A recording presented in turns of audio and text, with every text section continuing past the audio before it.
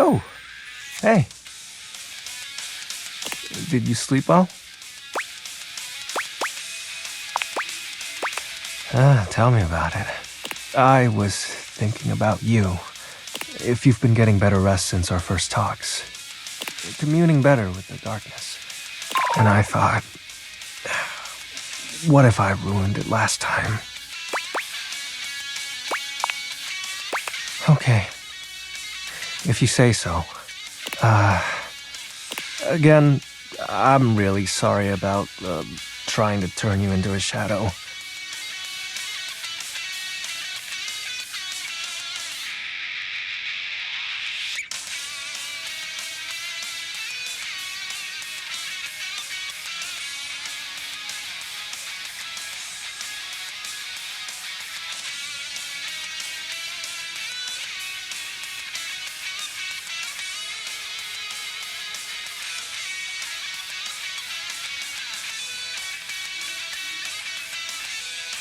When you first spoke to me, I was so excited. You were the first person to talk to me in ages and played along when I was Shadow Lord. And when I thought about how painful it was losing Benji and everyone, I didn't want to lose you too. I know, but I realized something. My biggest fear has always been time. Time spent with those I cherish. And time taking that away. But I shouldn't be afraid of time. I should be celebrating it. I will always miss the old days, but I've got so much more to look forward to. I shouldn't be afraid to make new memories.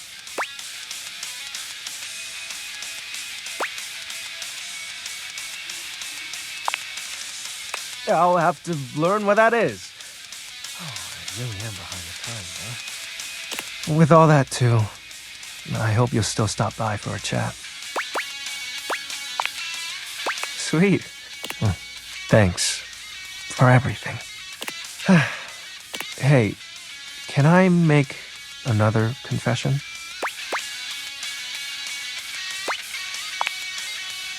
No, no, there's no one else behind me. So, sorry, it's just, come on. Huh? Oh. Although my dark core is frozen, I admit to growing fond of you by my side, Penumbra. Will you eclipse your heart over mine?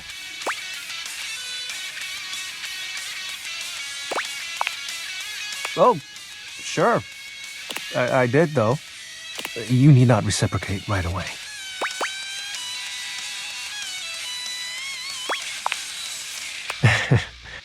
I don't know why, but I'm just so happy. It feels nice to get it off my chest. So, what now? Sounds exciting. Wait, what the hell? I think the name XXX Shadow Lord 420 XXX is taken!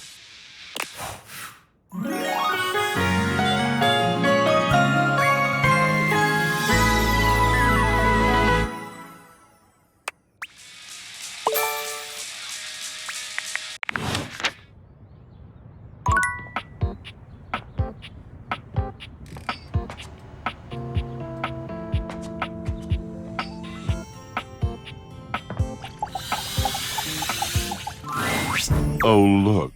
A fantastic red shirt. I imagine you want me to swoon. You may have wandered with mad disquietude into a world which will overwhelm you. I'm drowned in the darkness and the sorrow, if only so that I will be understood in the eyes of one who is drowned like me.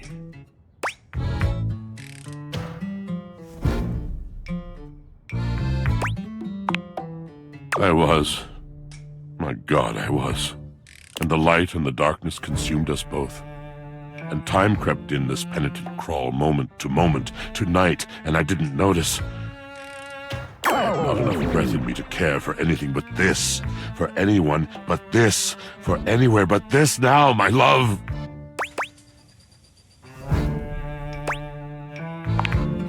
Come with me.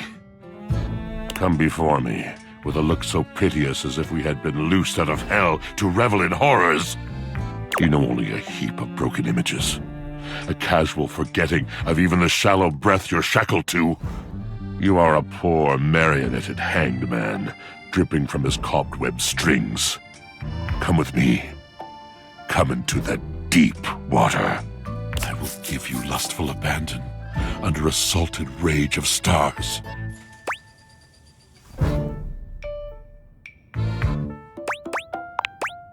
Have I captured you? Love comes in so many forms, you see. It does not have to last forever to be true. We can be shattered in a moment as easily as in a lifetime. I can ruin you for an afternoon, and in the years to come, you will dream about your hour on the high cliff while you trudge through shadowed valleys. Anything real is an honor. Anything real is a shrieking exaltation to love.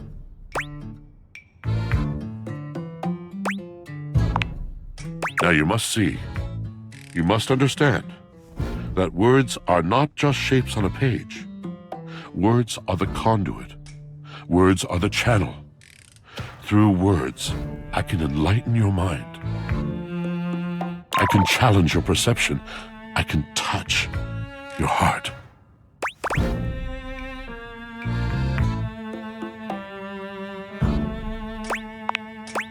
I am a poet, dear one.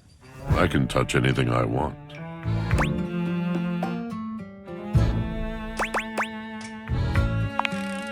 Tell me, do you know of Macbeth?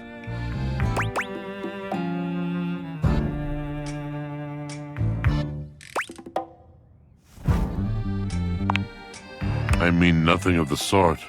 I do not dabble in that drabble.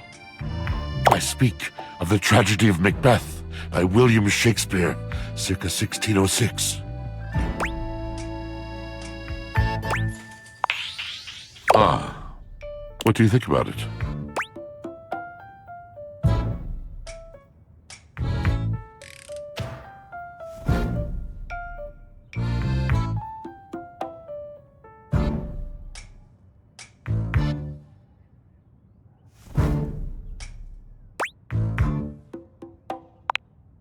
I've always related to their darkness and mystery. They were unafraid to confront a noble with an uncomfortable truth. I admire that. What a wonderful inkling is circling around in this big drum of mine. Macbeth was not completely alien to you. Does it therefore stand to reason that other masters of the weaving of words might also be within your ken? Tell me, and for the sake of whatever it is that you love, tell me true.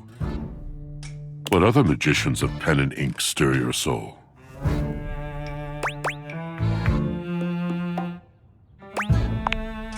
Wonderful. Names, names.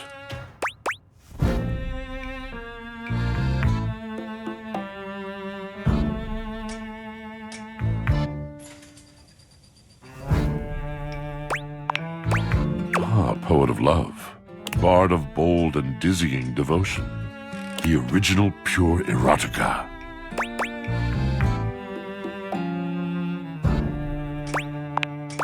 He is indeed the gentle master of our most profound and elementary folly. Do you have a favorite poem? A favorite line? Fill my ears once more with the rich food of words.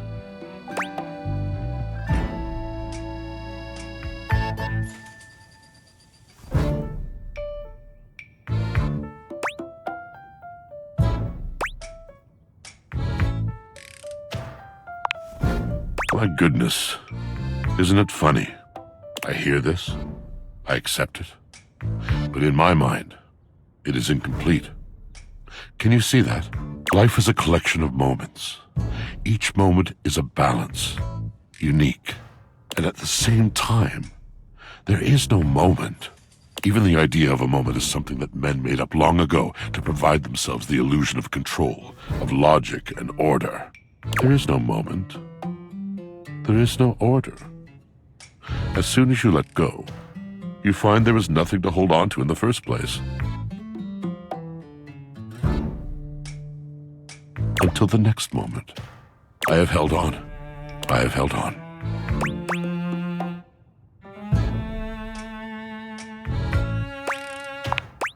But what have I held on to? Surely not the chocolate butter aroma of a cake in the next room. Surely not the sweet smell of sweat coming off the man next to me, or the sparkle in his eyes. It would seem when we hold on too tightly, we lose that goodness that leaks out through white-knuckled fingers. The precious stuff is the first we lose when we are not careful. Oh, my friend, thank you.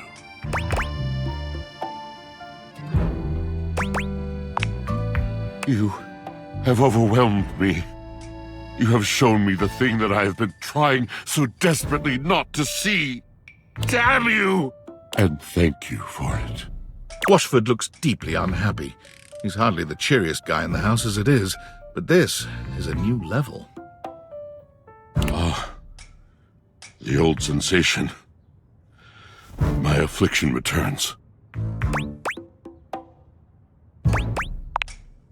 This happens when it's much too dark, when I cannot see clearly. I cannot move. I feel heavy. I feel dark. The weight of the world on my drum, crawling over my eyes like some shadowed army. I cannot spin. And you should see me spin. But then it's this. Slow, creaking, overburdened. There are times I am no better than a washboard at a basin.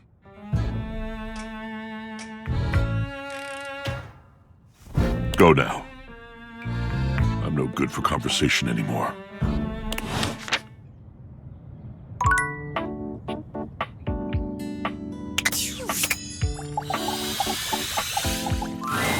Oh, you're back. Try not to bore me too much this time. I challenge you to leave me speechless. My, what a lucky spider. Ever seen a tarantula on a trampoline? Because that's how tight these glutes are. Oh, goodness. I do love to play. What's life without a little, harmless diversion?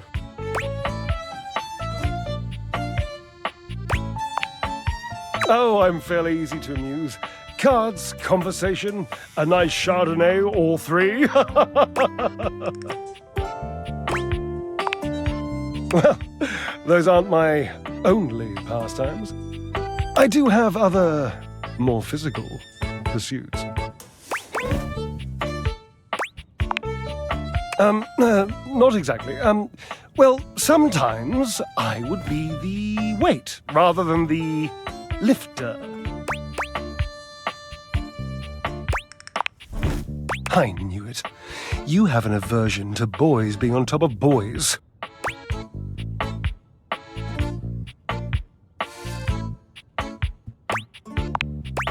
My, look at you, collecting all the points and the gold stars and the defending of the personal freedoms.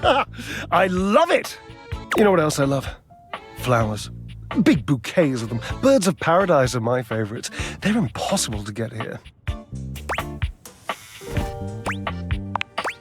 I wish you would try. It's just been so long since I had anyone to talk to. Oh, how are you going to take care of me if you don't know my personal tastes? Points. Ask me a question. Divine my being.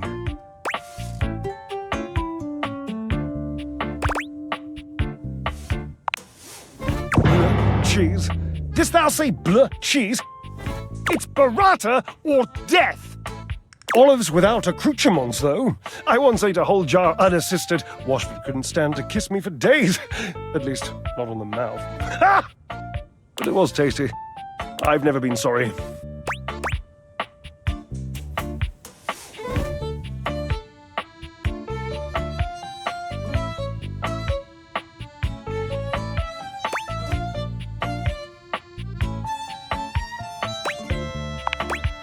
Easy. Put it on top of a big, powerful raising agent.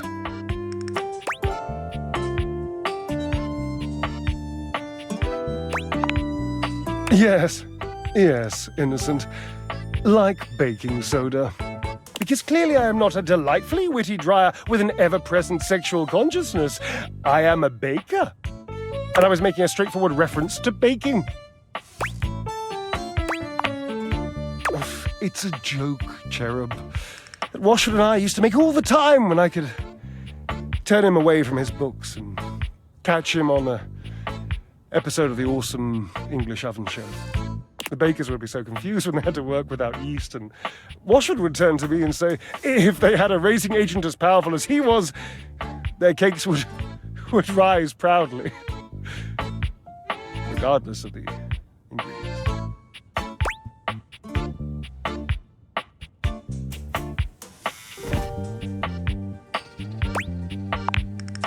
Just a teensy one.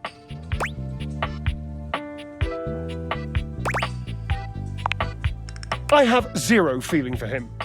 He's the one who never comes when I call. Don't sully my pouting with your reason. More fun, more games, I say.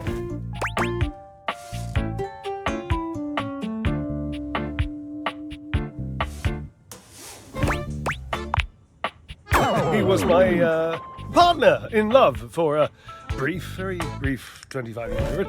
Next question. Yes, I suppose. But time means less to me than some others I know. It's been a blink of a timer setting, really.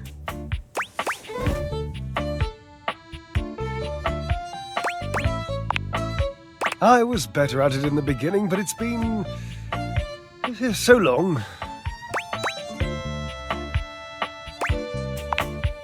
Yes. And that must be the end of your game, because it was by far the most important and tricky and insightful question. And since I answered all of them correctly, I win! I love to win. Oh, I love gold stars. I love Washford. I love Washford. Oh, damn it. Drysdale runs a hand through his hair, shaking his head. Oh, God. I can't tell you how inconvenient this is.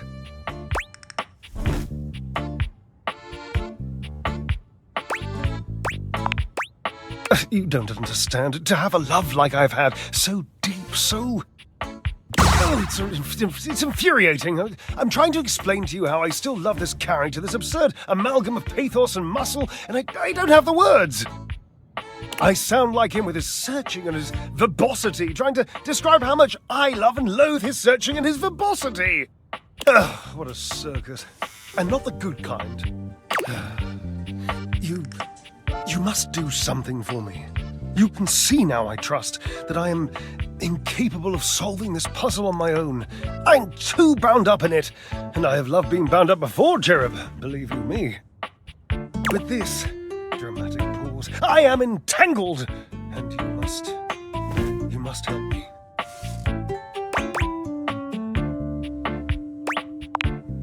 You must talk to him for me. You must, please. Try to repair this chasm, this rift. It's like a new stained canyon has torn its way through my heart. Will you, please?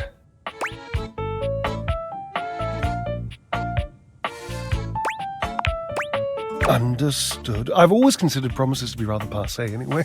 Sort of just like berry habits. Just, don't. Really. Thank you.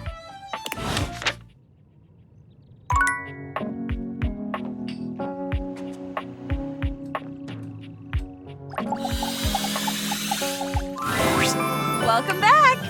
Today is Wedding Wednesday. Our play is a romance called Marquis, More Kiss. Care to join me?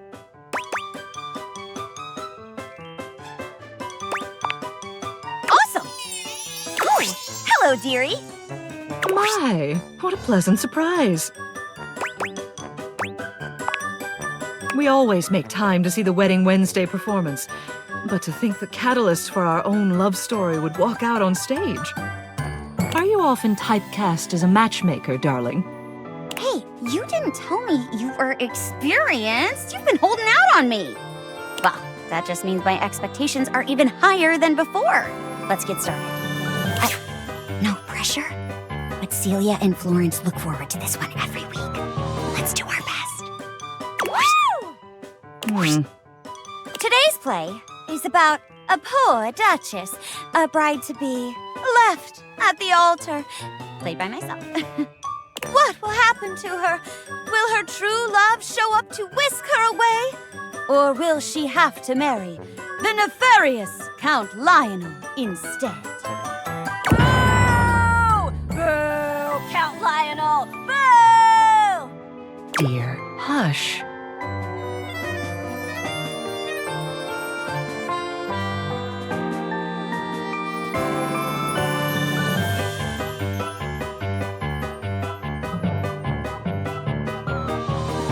You can play whoever you want in this one. What happens is up to you. Lights up! Oh, Marquis de Marquisio, why have you abandoned me? This was supposed to be the happiest day of our lives. Suddenly, there's a knock at the church door. Bang! Someone enters.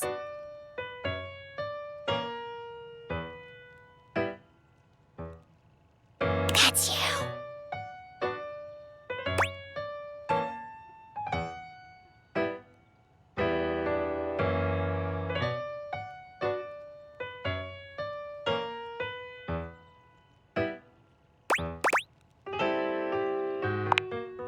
No!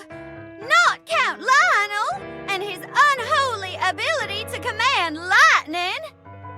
Now that De Marquisio has abandoned me, I'll have to marry him if I want any hope at saving our family farm.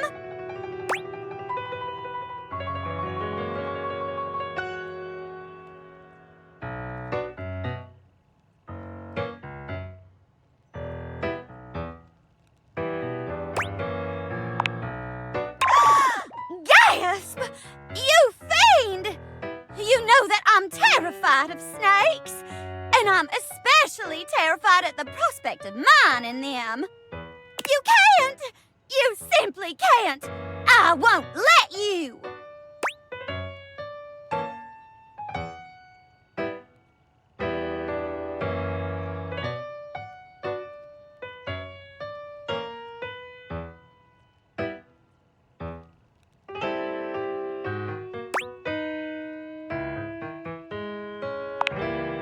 You stab Chairemi with your invisible sword, and she staggers back, one hand on her chest.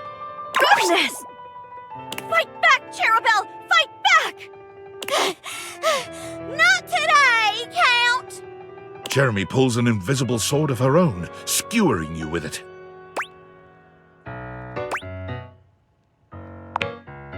Yes!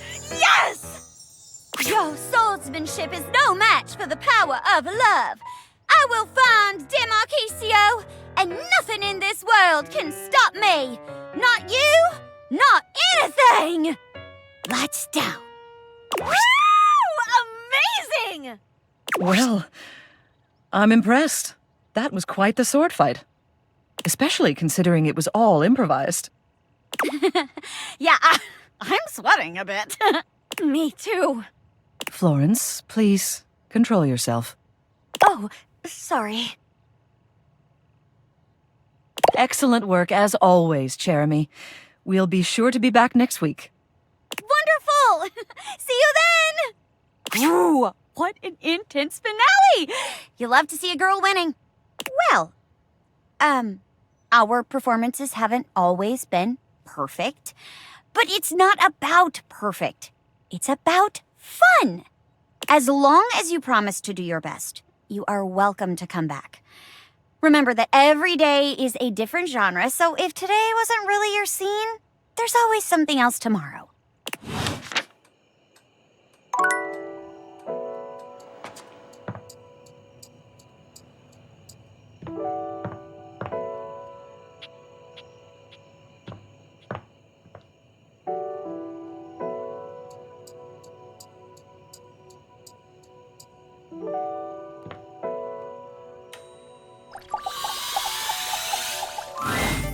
game console turns on.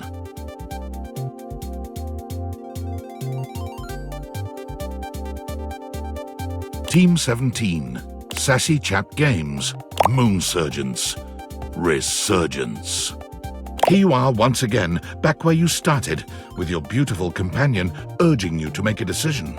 She looks at you just the same way she did the last time, with a strange familiarity, but still not quite recognizing who you truly are. You're here! I didn't think you'd make it back.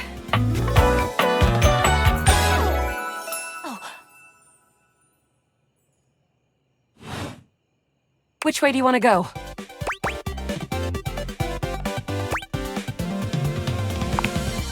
Of course we've met! We've been about 17 hours into this quest line. No? I would definitely remember something like that. I've got quest updates and relationship statuses in my Statadex anyway. And I don't see anything about an actual connection we've had aside from mission partners in here.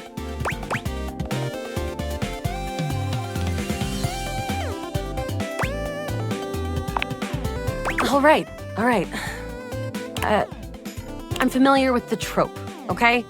When I was little, I thought up a secret password that only a time traveler would be able to tell me. The password for me is Lincolnberries.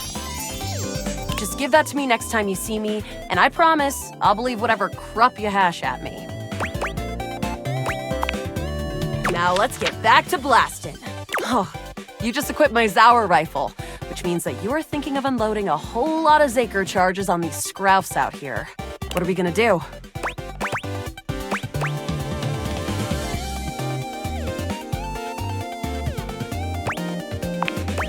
Talk to them? Sure, I guess I'll just put my weapon down and wait for the bullets to whiz through my skull. Damn, all this yapping and now we're overrun. I'm shooting! 88 charges later, that's a whole lot of scrouf carcasses. Nice haul. That ought to teach Celine and her goons. We're near the compound of the Upholders. They'll have assassin class Upholders, as well as surveillance class. We'll have to sneak our way in, and probably start dispatching them with utmost violence. You up for it?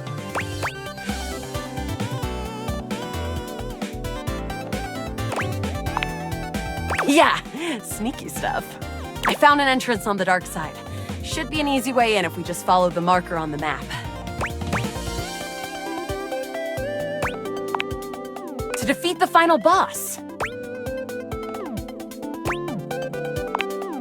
Woohoo! Death! After a short walk, you find yourself standing in front of a bullet-ridden metal door, way out in the middle of the cold, grey landscape. This is the entrance I've never seen anyone use. With my chalk-picking skills, we'll have this open in no time. Me? I'm your average member of the Resistance. Maybe above average. We fight against the Upholders who are determined to do everything in their power to druck everything up here on my homeworld.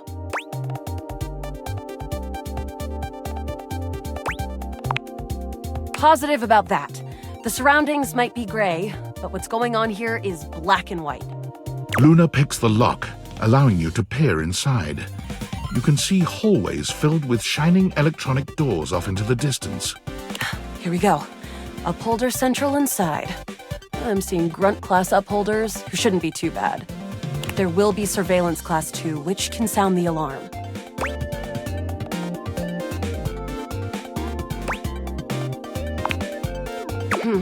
Just knowing that isn't enough to help. They've got ultra tech that renders them invisible to all senses. Can't believe that's our fate. How do you suggest we do this?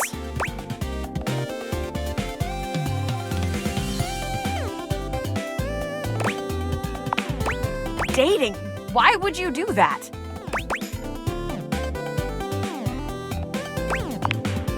Do you have feelings for me?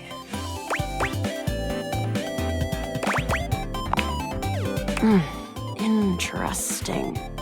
See, I'm more familiar with reloading, looting, and corridors personally, but we can try this dating.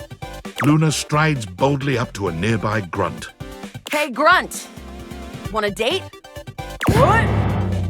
You, me, go out and watch a flick. Drive around Town, eat spaghetti in Clarkton. You are a cute one. From the grunt's pocket, a voice barks loudly. Grunt, what are you doing?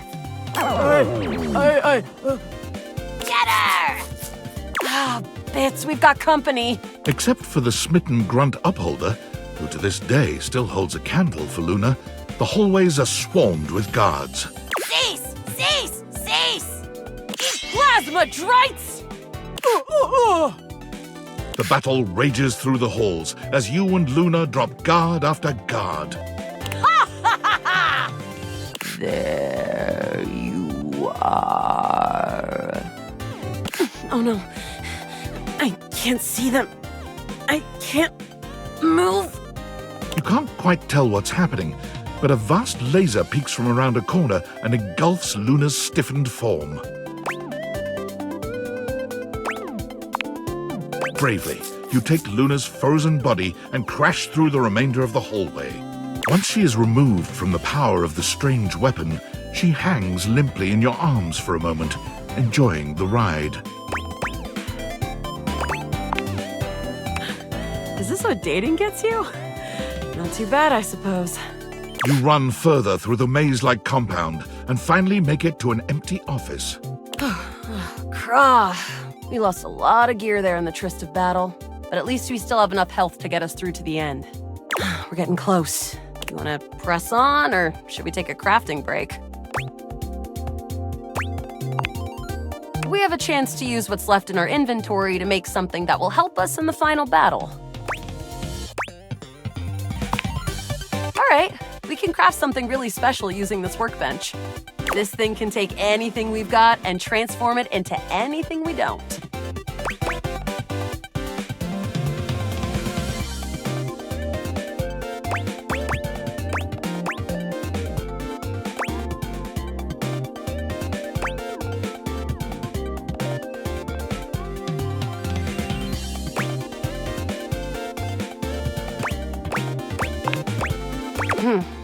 I'm not quite sure I believe you just yet, but noted.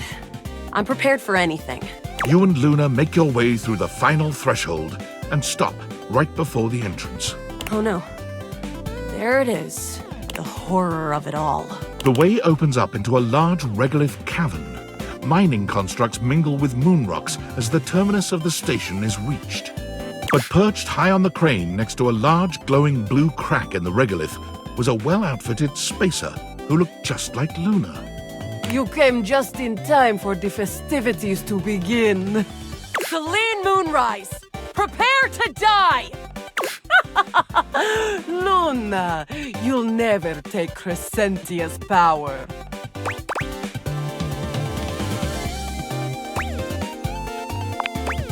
Crescentia, the goddess of the moon. We found her in 2066. And next year, she'll be destroyed, leaving us free to harvest. The glowing crack seems to swell. Charge, bitch! The blue deposit of moonrock erupts, and from the crack, a monstrous creature bursts forth. Crescentia, go!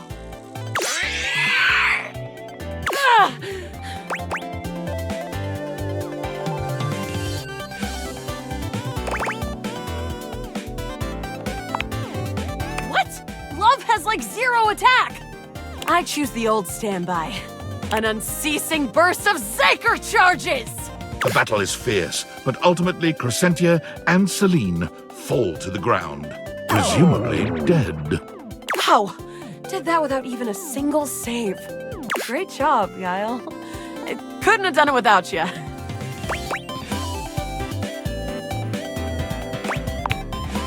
You're the best partner I could have ever asked for. You always chose the right path, unwaveringly. I'd love to be friends with you. Even though it can be dangerous out there in Novaya Moskva, having a real friend by your side means you keep your KD ratio way down.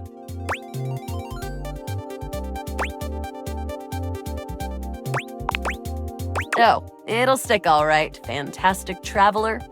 Next time you come back, I'll remember you for sure. My...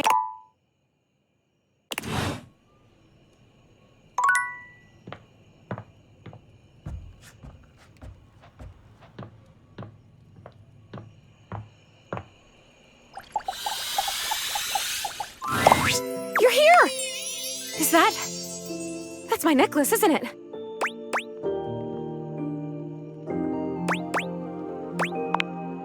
Yes, like you said! I've been thinking, and it's harder when you're not here, but now you found that necklace and I can see it again for real. All these memories are coming back now. About my life, and Rudy, and being in this house.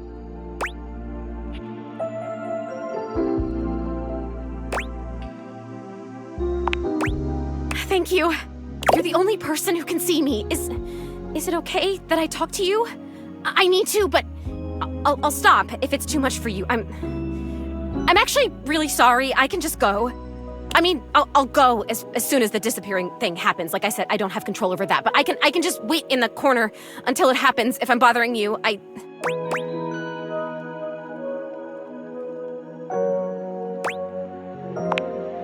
Whew. Sorry, I guess I've always been pretty excitable, but lately I cried again, you know. Last night I was looking out the window at the sunset, hoping I'd see you again, and I've totally seen a sunset before. Just because I'm a ghost doesn't mean I don't notice things. I notice a lot of things, actually. Be surprised if you're just in one room for like a million years. I know these floorboards so well. But the sunset, it was so beautiful. It was purple. I didn't know the sun could do that. And I cried again, and I wanted to tell you.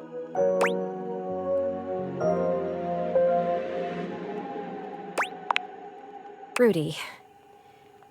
He was about 37 when I met him. I was 19. I was in college in town. I think I was studying aerospace engineering.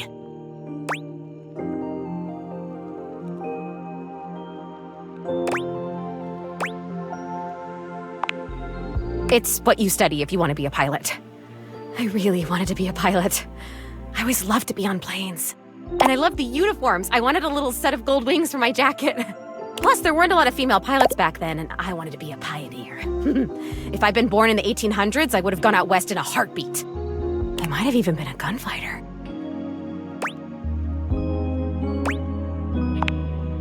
Well, no, not officially. I had a great water pistol, and I was a really good shot with it. But I mean like pioneer in the personality, mental kind of way. I would have been a gunfighter in my mind.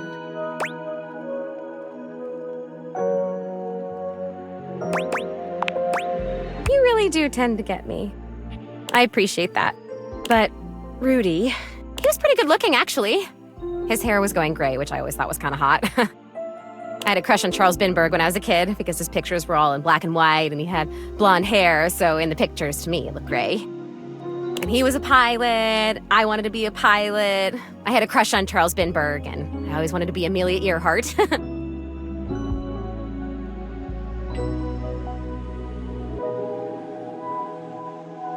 Anyway, he used to be kind of a hippie. The house was almost a commune kind of place, according to my parents. Oh my God, I had parents. I haven't thought about them in so long. I didn't even remember them. I think they loved me.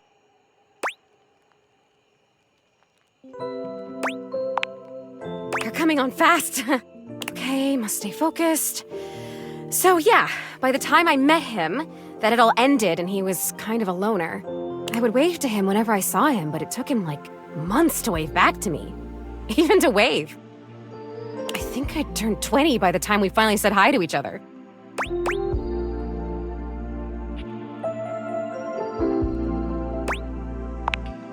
For sure, I was fascinated by him. I mean, a witch? A hot, older guy witch living right in my neighborhood? What's not to love, right? Sign me up.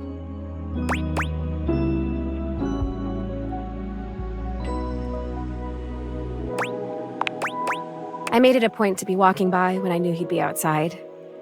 He'd be gathering herbs. He used to have a little garden in the front yard out there. Oh man, did it smell good when it rained. Smell. I can remember smells. Oh my god, do you know what fried chicken smells like? Or roses? Or freshly mown grass?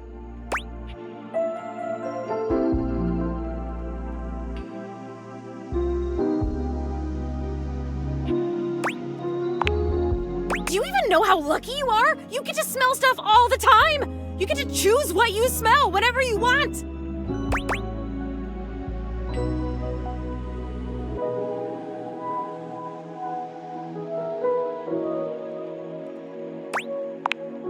You're right! I did! Wow. I guess I was lucky too. I guess I'm even luckier now because now I can remember it all and I can savor it. Oh, this is so cool. Thank you for coming back. Thank you for helping me remember.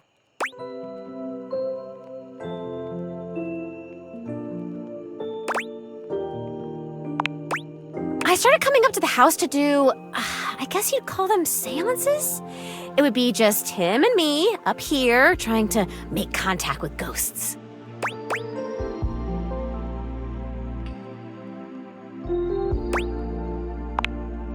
Yeah.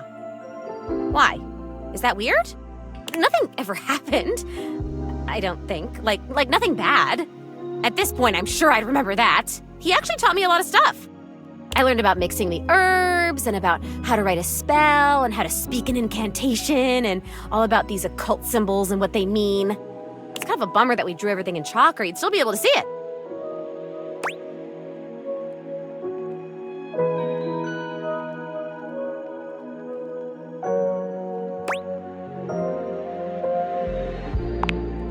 Oh, come on. What's the worst thing that happens? You talk to a ghost.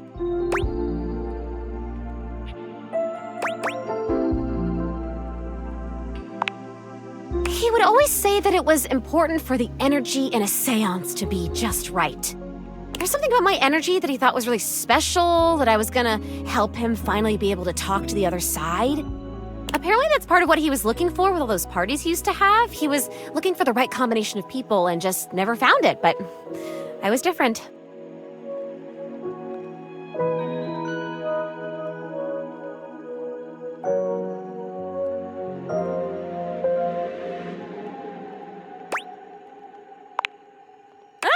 True. There must be something different about me because I'm still here, and most of the time when people die, they just die. I wonder where they even go. I wonder if I'll ever get to see that. That must be a totally different adventure.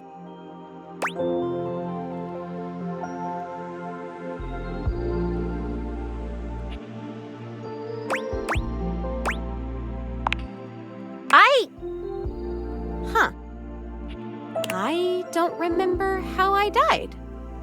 I remember so much other great stuff now. Since you brought me that necklace, it's like I have my whole life back now. Smells, sounds, all the feelings. It's so amazing. But the how I died part, I guess that would be an important piece of unfinished business, right?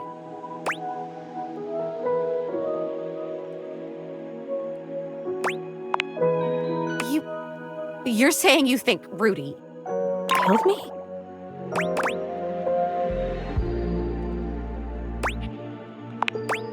Oh, come on, please. That can't be. He would never do that. We had so much fun up here, and he was really nice. Plus, I'd remember that. I would remember that, right? I'd remember everything else. Why wouldn't I? But I can't. I'm over here saying that I would remember if I'd been murdered. Oh, I don't like that word. It's so hard to say. Why is that? But I can't remember if I wasn't, so what does that say? Oh God, there it is again. That fear feeling. I know I don't have skin like other people, but I can still feel it. I don't like this. Why are you making me talk about this? What if I don't want to remember?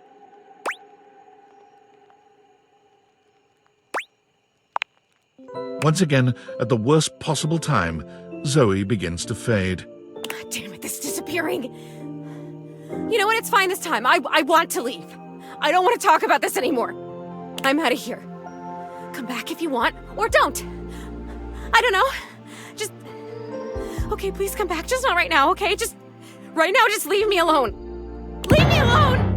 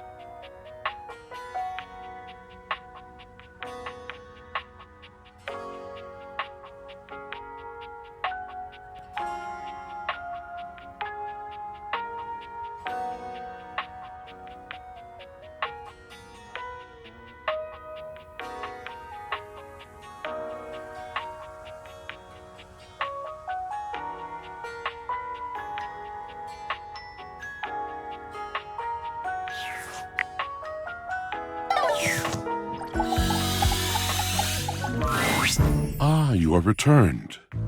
Each sunrise should be greeted with the same surprise and gratitude. I am, as you might have gleaned, glad to see you. I've been thinking about you. I've been thinking that we have had our disagreements. There have been several moments I wanted to toss you out on your derriere and watch you bounce, flopping on the floor with your silly modern notions jangling around your skull. But then, I have thought that I have respected you. There are so few beings who would ever disagree with me out loud, much less over time, and even less than that with respect or with curiosity.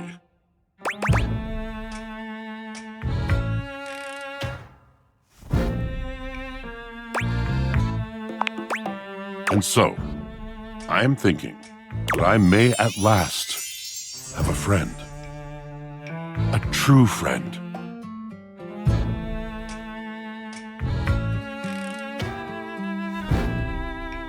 Water, they say, is a universal solvent.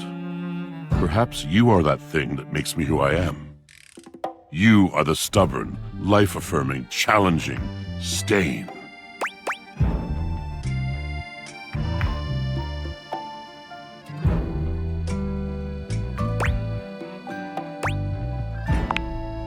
Yes, precisely, in the best possible way. Do you accept?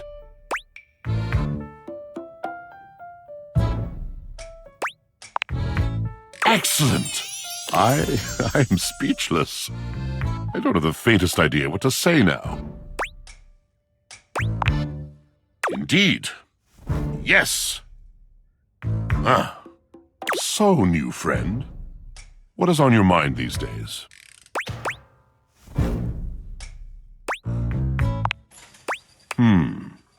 Drysdale. And what about him?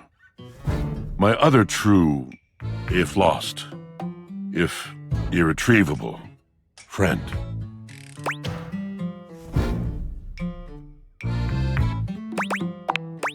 Drysdale. I have dreamt of him. His face has been before my eyes like a veil, covering and coloring my world for longer than I care to recall.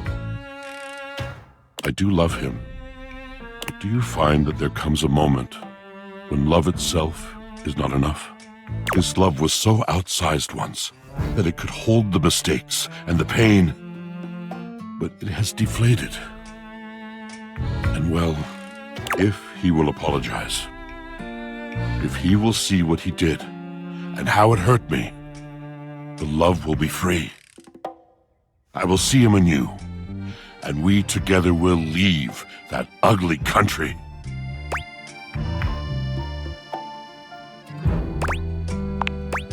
If he cannot or will not, then I will leave the love behind. I will carry only the memory. The resizing of my love for him has opened me. Perhaps to you, if you will have me. I am no longer limited by false loyalty, fear in a frock coat. Do you accept my love? Drysdale and I very soon shall know where we stand. But you, where do you and I stand now? Farewell, friend. You are and shall be welcome here.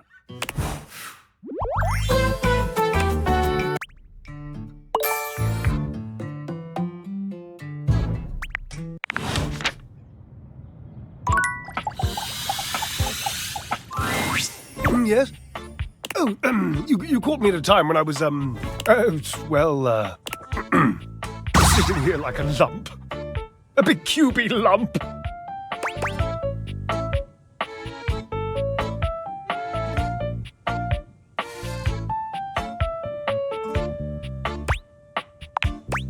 You what? Oh, of course you did. He was probably just draped all over the floor, dripping emotions. He's an obvious one to ask if you're trying to accomplish something.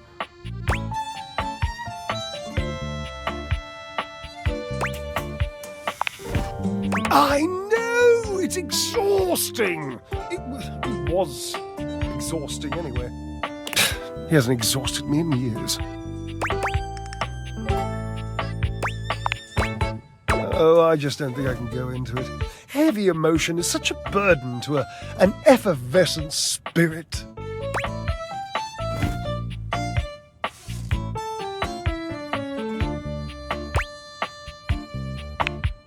Oh, chatting is just so tantalizingly close to real talk. Why don't I just divulge, I don't like to tell this story.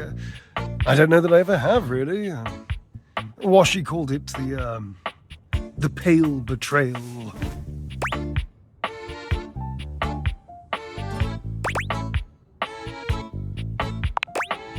Oh, sweet dry as sheet. Never tell him I used that name in front of you. I wasn't even allowed to use it in a public place. He'd purse his lips if I did.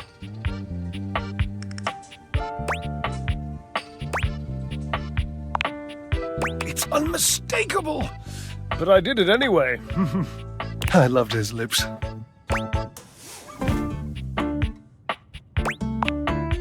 There's a young hormone around here named Dirk. Perhaps you've brushed up against him at some point.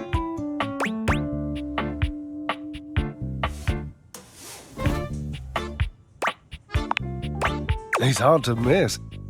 In any event, he has this habit of taking off his clothes. He wanders around, nearly nude, unbothered by the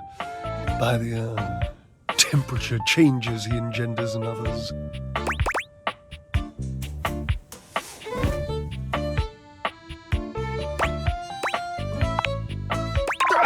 I'm an appliance, not a monk. He used to do it so often that Washford and I took to using his clothes as part of our act.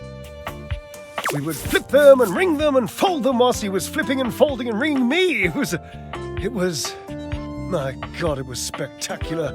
I was spectacular.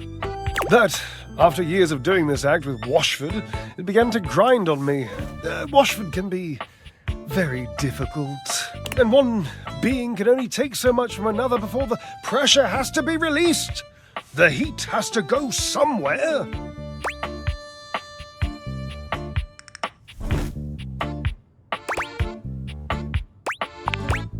Well, we were in the middle of our act. We were using Dirk's red jeans and one of his chest-smushing polos, and Dirk was just lying there like he used to, dirty and shirtless, and I had this brilliant idea of including him in the performance.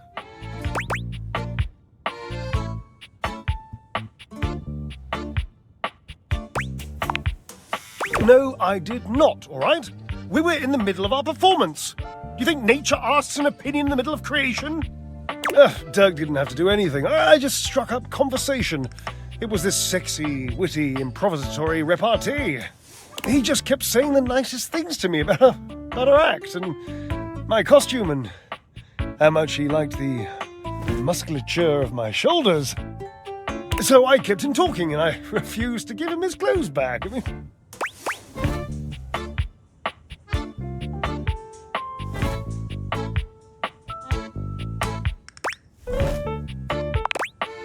I just didn't give them back, that's all. I mean, I would have eventually, yes, but that was the genius bit. I just kept our act going. The last part of the choreography was always Washford passing the clothes to me, and then me spinning him around and around, faster and faster, building up all this tremendous heat, this anticipation, this breathlessness, and at the last second, whipping them all out into the audience and letting the audience catch them all hot and billowy. So I just kept talking to Dirk, and Washford was supposed to keep holding me in the clothes while Dirk got more and more colourful, and I laughed, and the audience laughed and screamed, and it was, my God, it was poetry!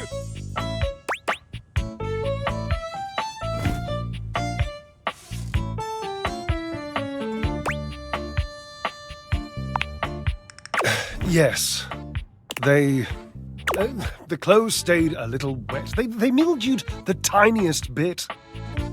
They made Washford sick. He said he had a cough. And afterwards he called it the pale betrayal. What a nonsense, dramatic exaggeration of the only good idea this act has seen in decades.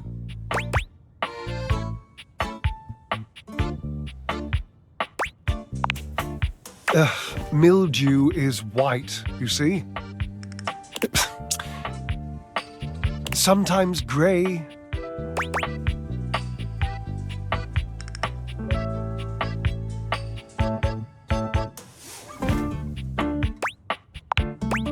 Yes, I suppose so. I was barely flirting. I would hardly qualify it like that. Dirk was just being nice. Washford was always so damn sensitive.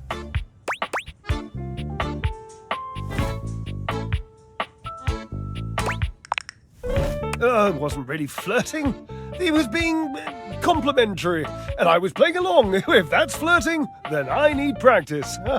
I was performing. I was making our act better in the process. So, what's the harm?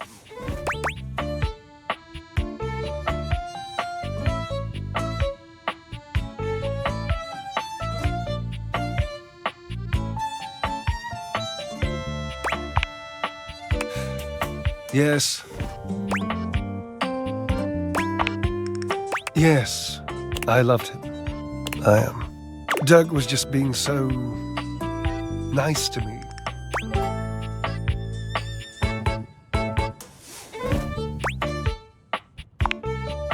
No, not nice. Of course not. Just Washford can be so mysterious. You know, he can be very difficult to read. Sometimes I didn't know where I stood with him or how he felt. It was just nice for once to be talking to someone whose every other word was how wonderful I am.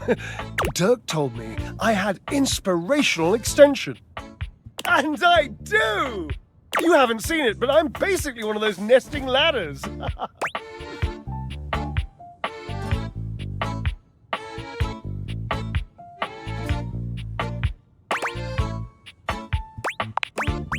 I didn't do anything wrong.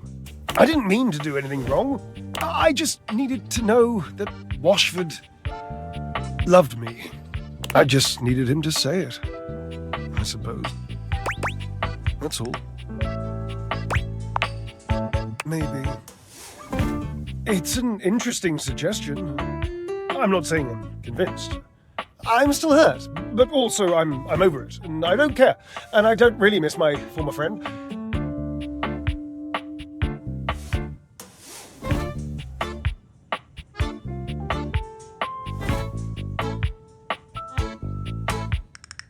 I mean, I do miss him. Desperately.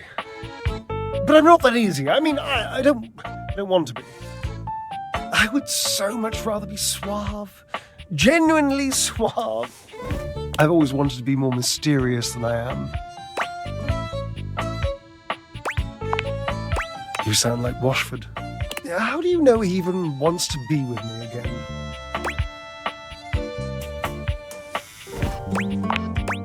Oh no.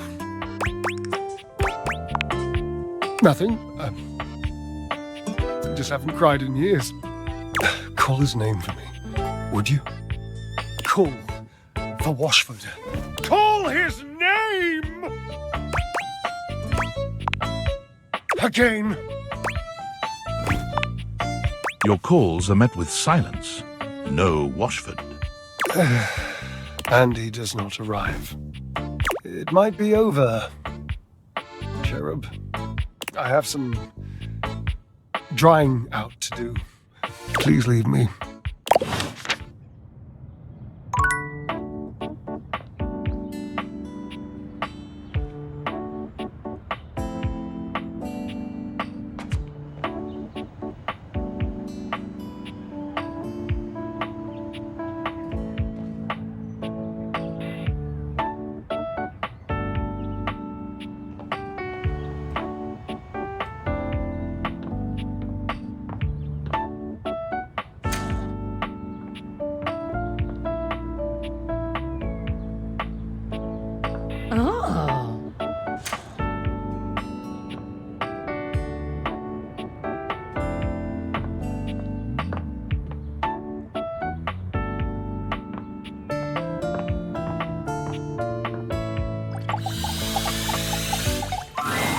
Scandalabra leans in close, inhaling your scent in a way that's just a little too intimate.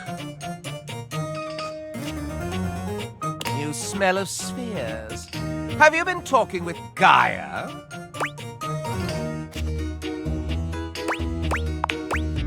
Ha! I am as un-American as you can be. My gait, like so. My accent, like so. My mien, like so. Why, I couldn't tell a hot dog from a hamburger. Those from Hamburg are rather Frankfurter-shaped, if you must know.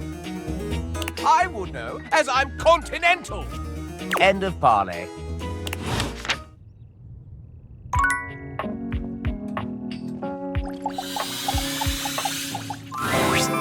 Hey! If it isn't my favorite scene partner, it's Sci-Fi Thursday. Today's play is called Beyond the Starscape. It's about space exploration. Care to join me? Sounds good. Did you know that Celia is here every week? Turns out she loves sci-fi stuff. Who knew? I can hear you, you know. And what's so wrong with that? Can an old girl like me have a hobby? I was around back when Star Trek was first released, you know. I've been a fan since day one. Go on. Aye, aye, Space Commander. Today's play is about a group of space explorers. You're the captain of our starship, and I'm your robot assistant and navigator. And lights up. Beep boop. All systems are green, Captain. We are surrounded by both the vastness of space and the endless prospect of adventure. Query, where shall we go?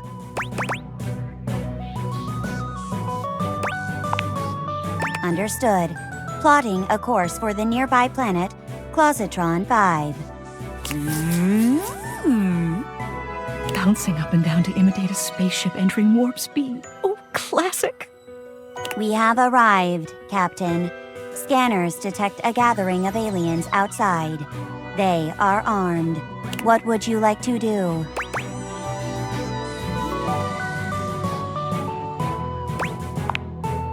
You and Sherbot disembark, speaking to the aliens.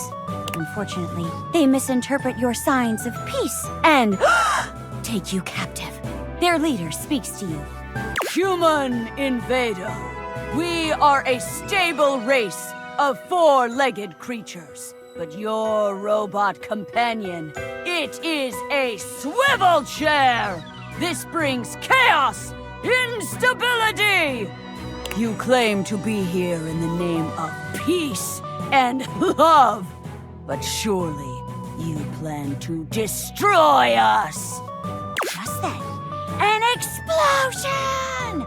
Giant spider-like creatures begin invading the alien camp! Ah! It's the Ottoman Empire! We will be overrun! What can we do?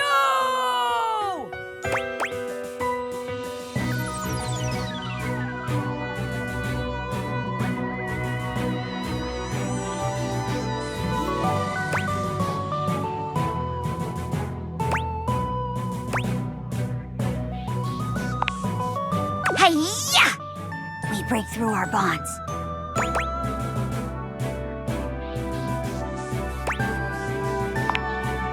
Wow! What an incredible speech! They're retreating. I never thought it was possible to broker a peace with those monsters. Perhaps I was too hasty with them. Perhaps I have been too hasty with you as well, human. From this day forwards, our species shall be allies!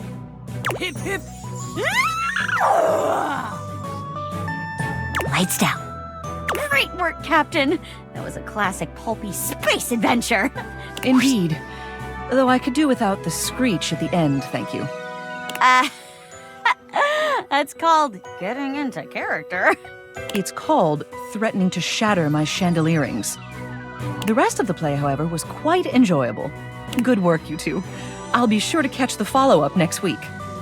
Thanks, Mayor. See you later. Great work. I haven't had a scene partner this fun to play off of since the time I got paired with that Technicolor chair at the kids' table during the last family reunion. Thanks for this. I feel like you and I can really trust each other. Like, if you fell backwards, I'd always have your back. That is my job, after all. Come back anytime. I can't wait to work with you again.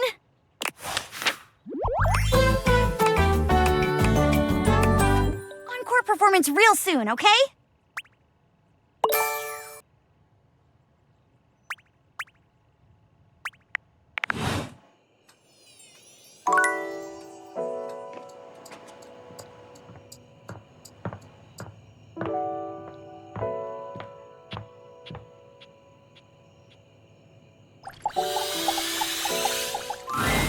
The game console turns on. Team 17. Sassy Chap Games. Moonsurgence. Resurgence. Here you are once again, back where you started, with your beautiful companion urging you to make a decision. She looks at you just the same way she did the last time, with a strange familiarity, but still not quite recognizing who you truly are. You're here. I didn't think you'd make it back.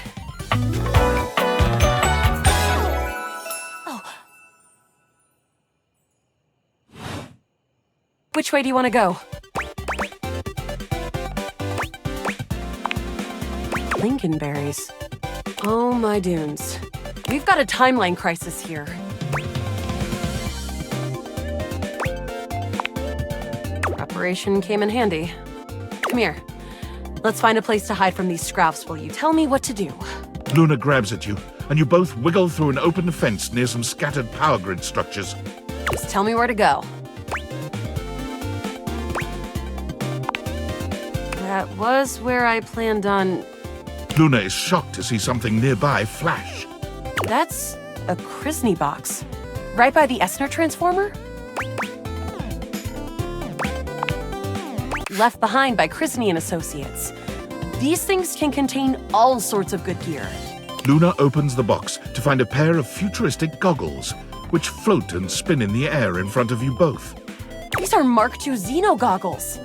An incredible upgrade. I'm keeping these. Happy accidents, huh? I'm the only one who can wear them. You're already wearing some sort of Xeno tech on your slots. Looks kinda lovely, if I'm being honest.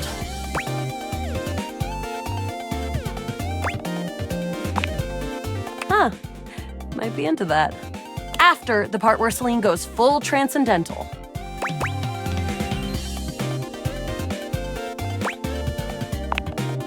Now, let's get to the facility. After a short walk, you find yourself standing in front of a bullet-ridden metal door, way out in the middle of the cold, grey landscape. This is the entrance I've never seen anyone use. With my chalk-picking skills, we'll have this open in no time.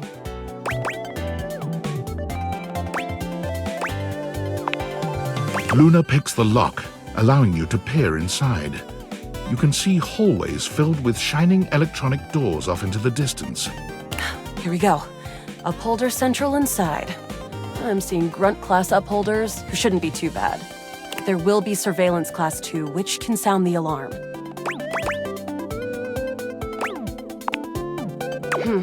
Just knowing that isn't enough to help. They've got ultra tech that renders them invisible to all senses. Can't believe that's our fate. And leave myself open to getting killed? That tech is impressive, but not combat ready. How do you suggest we do this? Let's light this place up! After merely a few charges springed from Luna's rifle, the corridor is absolutely swarmed with guards. Ah, bits, we've got company. Drop your weapon! Cease! Cease! Cease! Plasma Drites! The battle rages through the halls as you and Luna drop guard after guard. There you are. Oh no. I can't see them. I can't move. You can't quite tell what's happening, but a vast laser peeks from around a corner and engulfs Luna's stiffened form. Bravely, you take Luna's frozen body and crash through the remainder of the hallway. Once she is removed from the power of the strange weapon, she hangs limply in your arms for a moment, enjoying the ride. an assassin-level upholder. They've got digitech to keep themselves invisible. The only hard counter? Xeno goggles.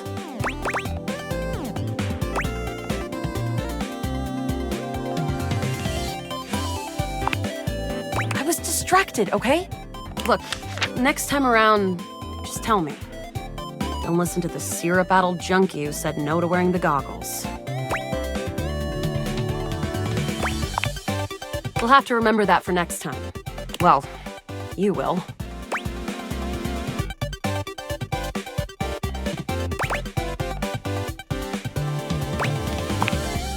Shriek. Can't believe we're here. Seems like a dead end. Hey, you might disappear after this, but I keep going. And I'm not planning on going anywhere, resources or not. Speaking of, you want to see if there's a workbench?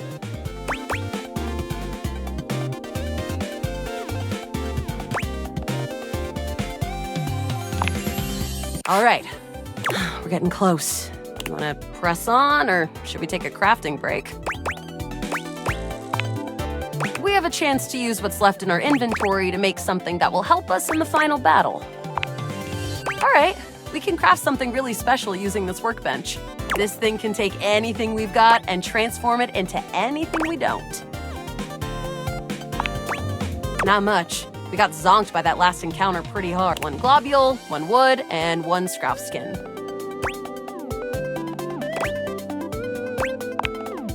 We'll have to find out. Okay, let's get started with...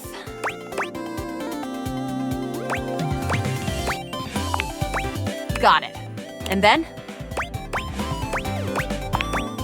Got it. And then? Got it. And then? All right. I don't think that's gonna give us anything we really need, unfortunately. But there's no reason to lose hope. Let me just put these together and... It's pretty globular, which is always good for defense. The wood gives nice heft, raising our attack. The scroff skin makes anything look a lot better for comfort. We've got an amazing new piece of armor from this. That'll help us in the battle ahead. You and Luna make your way through the final threshold and stop right before the entrance. Oh no. There it is. The horror of it all. The way opens up into a large regolith cavern. But perched high on the crane next to a large glowing blue crack in the regolith was a well-outfitted spacer who looked just like Luna. You came just in time for the festivities to begin. Celine Moonrise, prepare to die! Luna, you'll never take Crescentia's power.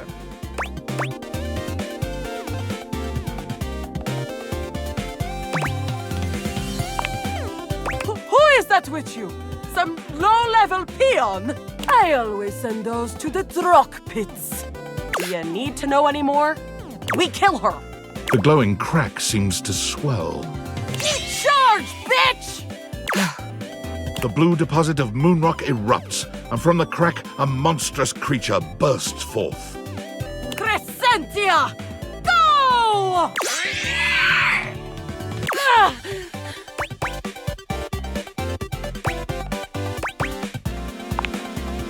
Ha!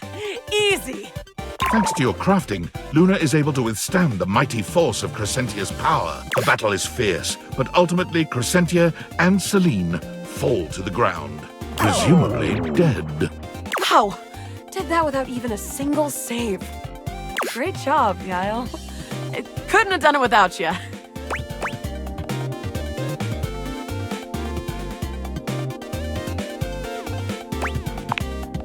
Is it?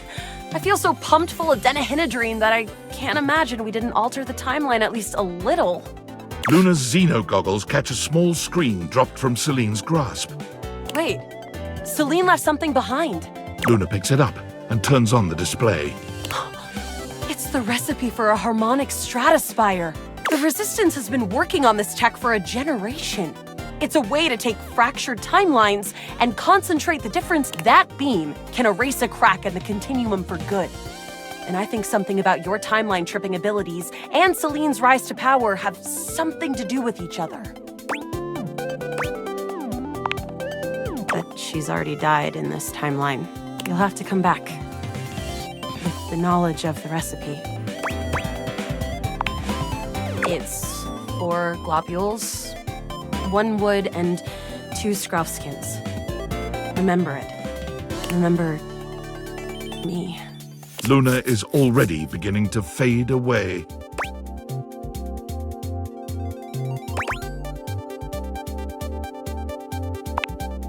Blood to blood, till the end.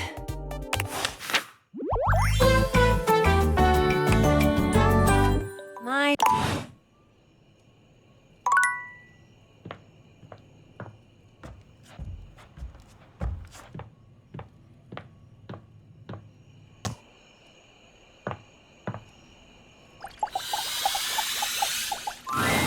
Oh, it's you. Hi.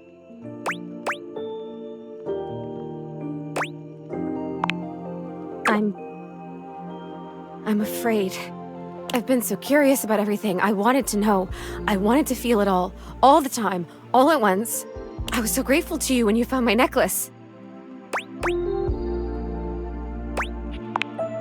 But now I've run into this thing. It just feels like this huge, sticky brick wall in my mind. How did I die? What happened? Was it Rudy? This person that I thought was my friend? He was a loner, and I had friends, I guess, but he was just so much cooler than most of the people I knew. Now that I felt loneliness, real loneliness, I understand him more. It's a terrible feeling. I'm glad I could be his friend. I guess what I'm saying is I'm not sure I want to know. I'm afraid to know.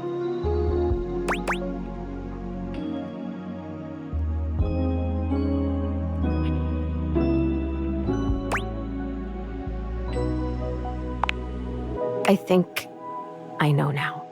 I'll tell you what I remember. We were having a seance up here, like we'd done before. Candles and the symbols on the floor. He said we were trying to contact his father. He died when Rudy was just a kid. We were usually trying to contact Rudy's father. We tried for like a year. And he was just getting so frustrated. He kept telling me to try harder. At first, it was encouraging, but then he just kept getting more frustrated because it wasn't working.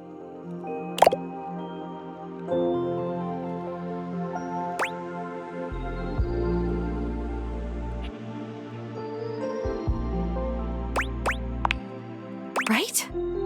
But he was my crush. I wanted to help him, so I tried harder. And we kept getting close, and then something would go wrong, or the energy would slip away.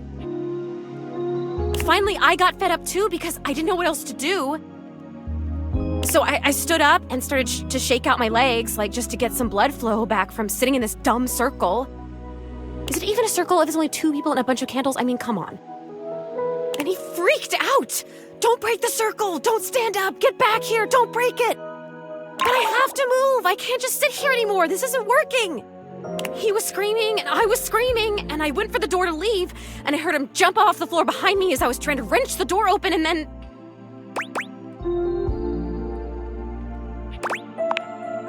That was it. I fell. I fell, and I remember hearing my neck break. It's weird the way you hear a bone break when it's inside your body. You hear it from the inside of your ears and the outside, especially when it's such a big bone. Not a big, but important bone. And so close to your ears. I remember feeling the sound before I felt the pain. And then the pain was only like a second. And it was over.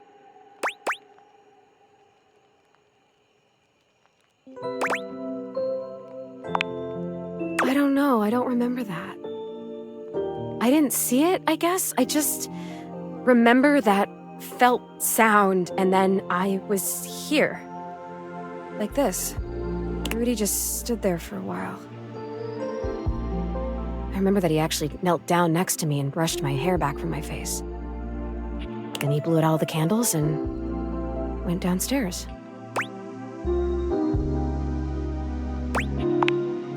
I guess he did. Huh. Some crush. The next people that were up here were the paramedics, or whoever it is that comes with the big black bag and the gurney. Oh, wow.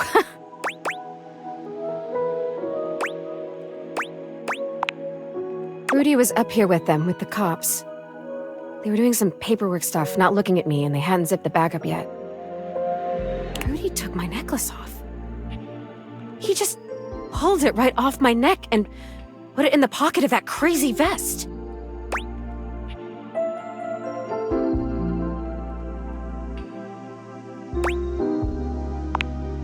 Yeah, an asshole. I have to tell you, I don't know if I want to live this way anymore. When I was just alone and happy-go-lucky with no memories, it was okay. But now I've met you, and I know about other personalities in this house, friends that I might have. I know how lonely I've been, and now I really know, I really feel that I'm dead. I'm not supposed to be here like this, just hanging in between worlds. I don't know what to do. I don't even know what I could possibly do, but I'm so sad now, and it hurts. I'm gonna go now, okay?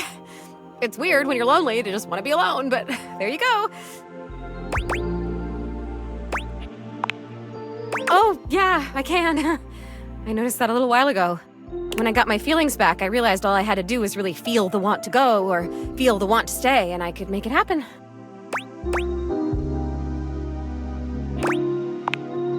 Welcome. Maybe I'll see you again. I have to try and figure out what to do with my life. Well, my death. With whatever it is. See you around.